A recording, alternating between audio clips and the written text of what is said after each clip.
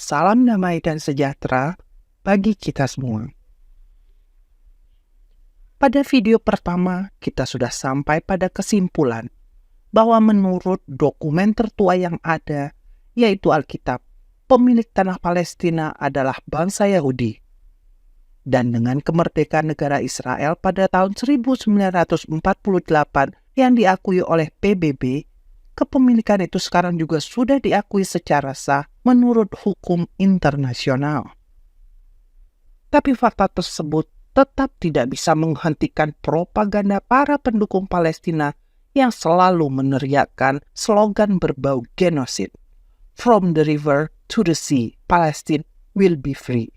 Yang arti sesungguhnya adalah menuntut hapusnya negara Israel untuk digantikan dengan negara Palestina.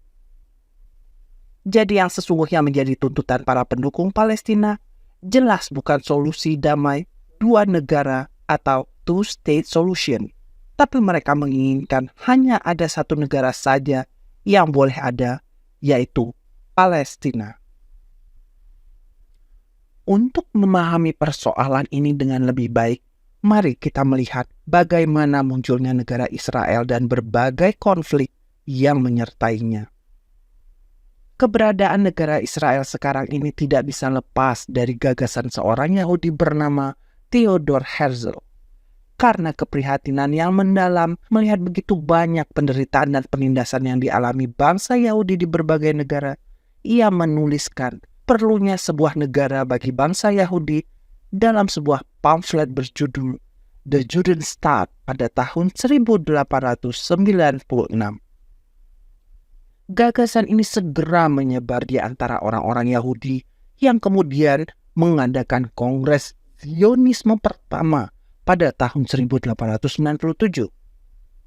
Pada awalnya ada beberapa alternatif lokasi untuk negara Yahudi ini, misalnya Argentina, Uganda, Alaska, dan lain-lain.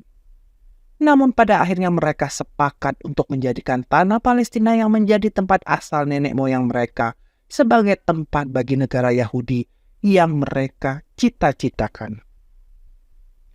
Gagasan Theodor Herzl ini kemudian mendorong sebagian orang Yahudi di Eropa mulai bermigrasi ke tanah Palestina. Inilah yang kemudian dikenal dengan nama gerakan Zionisme. Pada tahun 1904, Theodor Herzl mengunjungi Paus Santo Pius X untuk meminta dukungan bagi gerakan Zionisme ini. Tapi Paus mengatakan bahwa dia tidak dapat mendukung gerakan tersebut, namun juga tidak melarang atau menghalanginya. Sikap netral ini dapat dipahami karena dukungan terhadap gerakan Zionisme dapat menjadi skandal iman seolah-olah gereja Katolik mengakui atau mendukung iman Yahudi. Momen terpenting bagi gerakan Zionisme muncul setelah kemenangan Inggris dan sekutunya dalam Perang Dunia Pertama. Perlu dicatat bahwa selama Perang Dunia Pertama, banyak orang-orang Yahudi kaya yang memberikan dukungan finansial bagi Inggris dan sekutu-sekutunya. Sebagai balas jasa atas dukungan orang-orang Yahudi setelah Inggris memenangkan perang dan mengambil alih tanah Palestina serta Transjordania dari kekhalifahan Ottoman Turki pada tahun 1917, Menteri Luar Negeri Inggris Arthur Balfour mengeluarkan Deklarasi Balfour yang menyatakan dukungannya atas pendirian negara Yahudi di tanah Palestina dan Transjordania. Setelah terbitnya Deklarasi Balfour, semakin banyak orang Yahudi yang datang ke tanah Palestina dan juga Transjordania. Tapi dalam perkembangannya, orang-orang Arab di Transjordania melakukan pemberontakan. Akibatnya mandat penuh Liga Bangsa-Bangsa yang diberikan kepada Inggris pada tahun 1922 hanyalah untuk wilayah Palestina. Sementara untuk wilayah Transjordania, status Inggris hanya sebagai pelindung. Namun kondisi ini sudah cukup memberikan harapan bagi orang-orang Yahudi untuk mewujudkan negara mereka sendiri. Perlu dicatat bahwa kedatangan orang-orang Yahudi ke Palestina bukanlah dengan cara semena-mena menduduki tanah orang-orang Arab yang ada di sana dengan bantuan pemerintah Inggris. Mereka melakukannya melalui transaksi jual beli tanah yang legal. Biasanya, kepada kaum pendatang Yahudi, orang-orang Arab menjual tanah-tanah mereka yang tidak produktif, seperti tanah-tanah di padang gurun dan sebagainya, dengan harga yang jauh di atas harga pasar pada masa itu.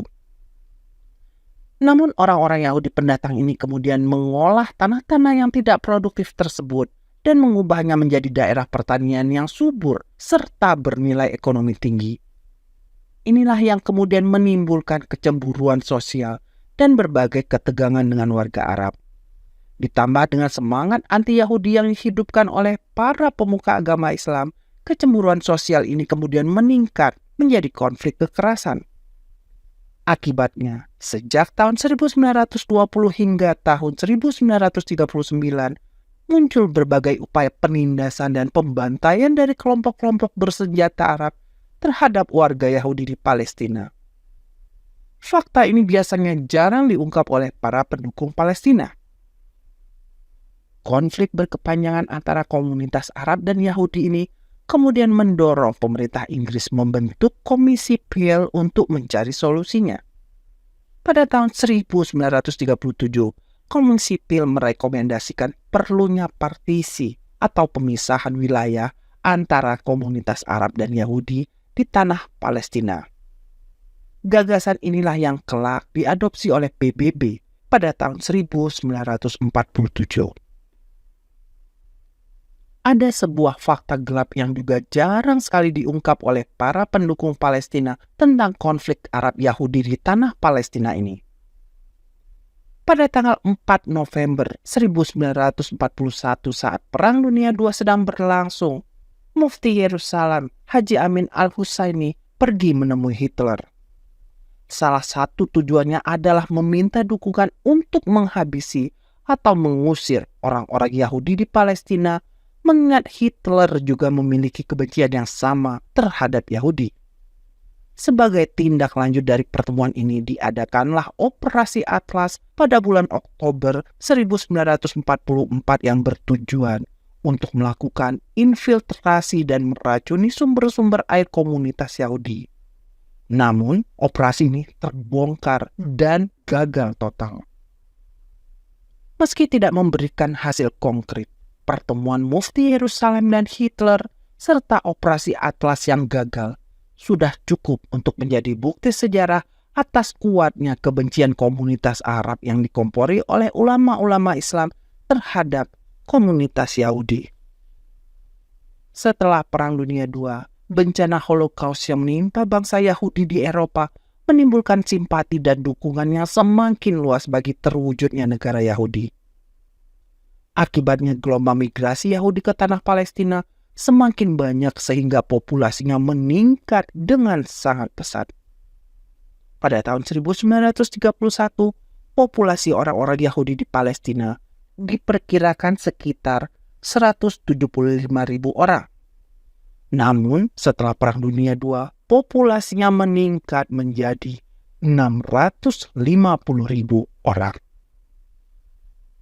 1 tahun menjelang berakhirnya mandat Inggris di Palestina, yaitu tahun 1947, melalui resolusi nomor 181, PBB menawarkan rencana partisi yang membagi 2 wilayah Palestina. Dalam rencana partisi tersebut disebutkan bahwa satu bagian wilayah Palestina untuk warga Yahudi, sedangkan bagian lain untuk orang Arab lokal. Sementara itu, kota Yerusalem berada di bawah pengawasan internasional. Pada dasarnya pembagian wilayah oleh PBB dalam rencana partisi tersebut tidak memuaskan kedua belah pihak. Namun orang Yahudi bersedia berkompromi dan menerimanya, sementara orang-orang Arab dengan tegas menolak. Inilah usulan solusi 2 negara yang pertama. Hasilnya Yahudi setuju, tapi Arab menolak.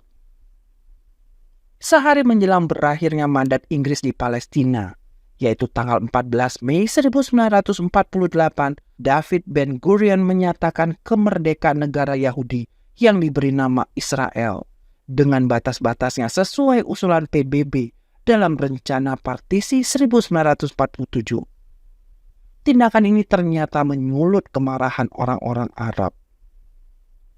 Tidak berapa lama kemudian negara-negara Arab di sekitarnya, yaitu Mesir, Irak, Suriah, Yordania, dan Arab Saudi bersama-sama mulai menyerang negara Israel yang baru saja merdeka. Meski perang ini tidak seimbang, secara ajaib peperangan ini berhasil dimenangkan oleh Israel. Perang Israel-Arab ini berakhir pada tahun 1949 melalui gencatan senjata.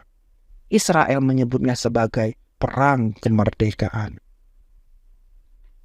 Dampak dari perang kemerdekaan ini, Israel memperoleh wilayah yang jauh lebih besar dari apa yang ditetapkan PBB melalui rencana partisi 1947.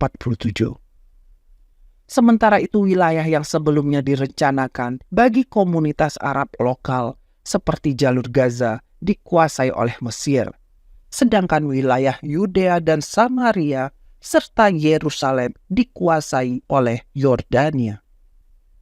Selanjutnya, wilayah Yudea dan Samaria ini oleh Yordania diubah namanya menjadi wilayah tepi barat.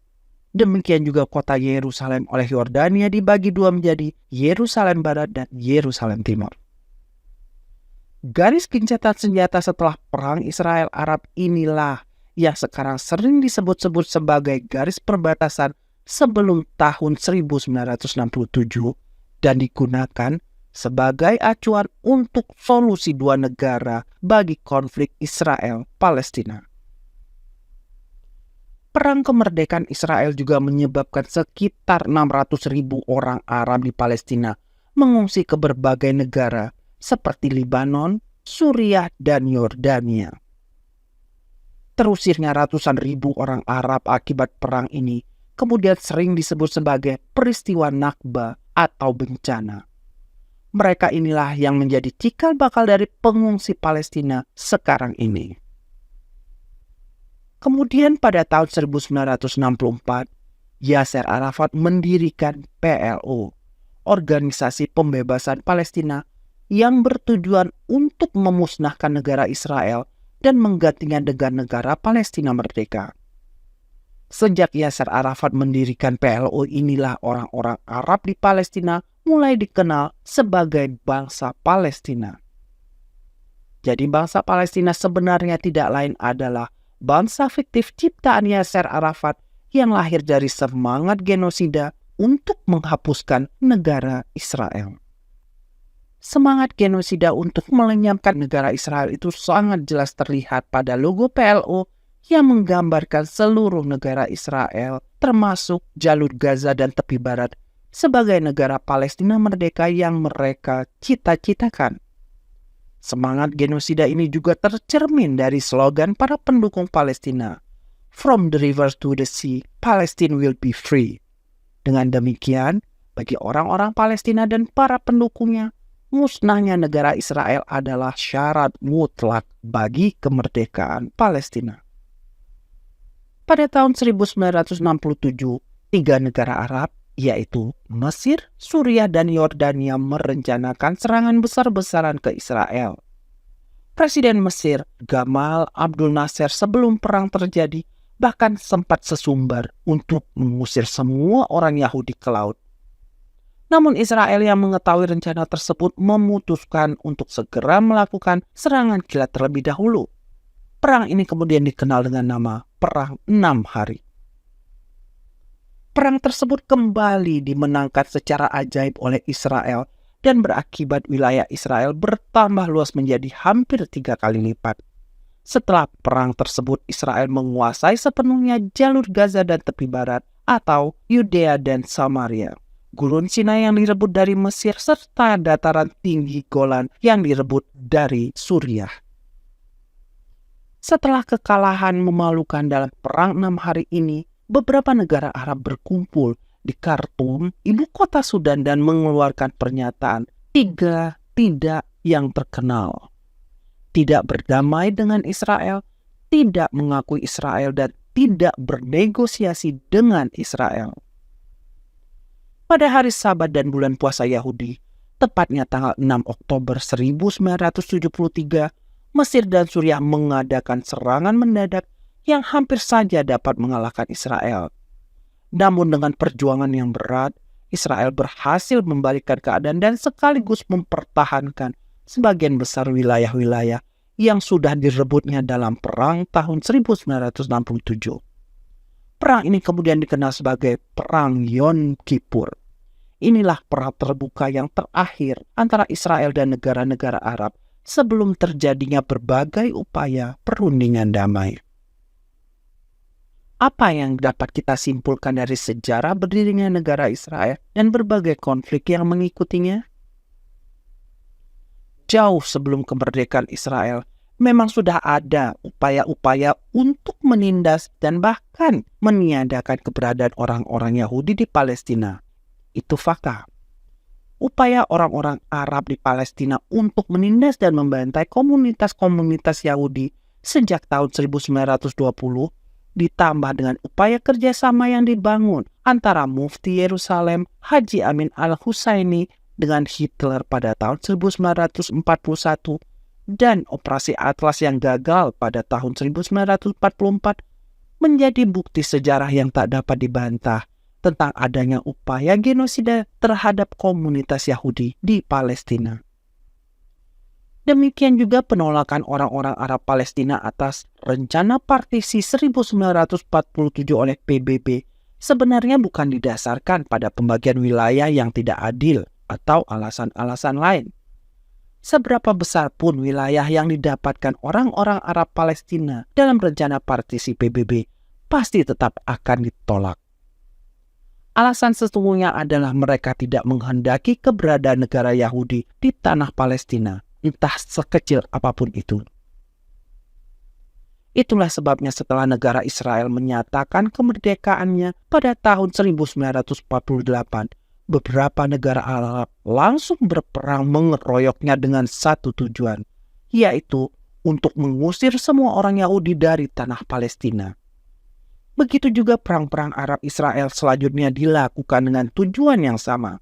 Negara-negara Arab ingin memusnahkan negara Israel dan menghapusnya dari peta Timur Tengah. Bahkan pendirian PLO oleh Yasser Arafat juga didasarkan niat yang sama, yaitu genosida terhadap bangsa Yahudi dengan cara menghapuskan negara Israel dari peta. PLO didirikan pada tahun 1964, di mana pada saat itu wilayah jalur Gaza dikuasai oleh Mesir dan tepi barat atau Yudea dan Samaria dikuasai oleh Yordania. Jika tujuan PLO adalah untuk memperoleh negara Palestina merdeka, mengapa mereka tidak pernah menuntutnya dari Mesir atau Yordania? Mengapa mereka hanya melakukan perlawanan terhadap Israel saja?